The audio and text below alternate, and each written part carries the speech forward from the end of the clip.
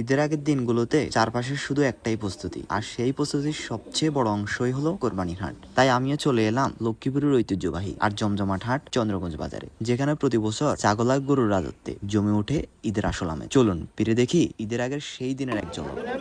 লাশ কত দিবেন? লাশটা নেই লাশ কত দিবেন? ছাগল দিয়ে ইমাম রে কোন ঠিক করি মুলে আর ছাগল দিয়ে যে ইমাম রে কোন আর ছাগল গাঁ দিয়ে চলে যাবে মারবাই 60 ছাগল 35 নিবেন নি উঠাবেন আমাদের কত দাম লাগবে কোন 32 বেশি হলে না চলো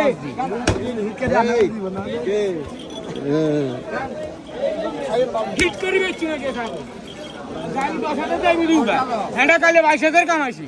হাটে ঢুকতেই চোখে পড়লো বিশাল বিশাল ছাগল, এক একটা এমন যেন পাহাড়ি জাতের মতো দেখতে, দাড়ি গোপ সহ একেবারেই রাজকীয় লোক। দেখেই মনে হচ্ছিল ওরা যেন নিজের দামের গুরুত্ব বুঝে গেছে। তাই সেখানে বেশিক্ষণ না থেকে সোজা রওনা দিলাম গরুর হাটের দিকে। আমি যতটুকু জানতাম এই গরুর হাটটা আগে বসতো চন্দ্রগঞ্জের মাছ বাজারের পাশে, কিন্তু এখন দেখি আফজল রোডের ভিতরে বসে। পুরো রাস্তা জুড়ে শুধু গরু আর গরু, একদিকে মানুষের জটলা, অন্যদিকে গরুর লাইন। আমাদের এই চন্দ্রগঞ্জ, যেটা লক্ষ্মীপুর জেলার পূর্বাঞ্চলের একটা থানা, তার ইতিহাস হয়তো সবার জানা নেই, কিন্তু কোরবানির সময় এলেই এখানে বিভিন্ন জায়গা থেকে গরু ছাগল আসে আর মানুষ খুঁজে নেয় নিজের পছন্দের কোরবানির সঙ্গী। আর এভাবেই কোরবানির আগেই জমে ওঠে হাটের এই ব্যস্ততা। হাজার মানুষের হাঁটা চলা, দরদাম, পছন্দ আর ভালো লাগায় মিশে যায় ঈদের আগাম প্রস্তুতি।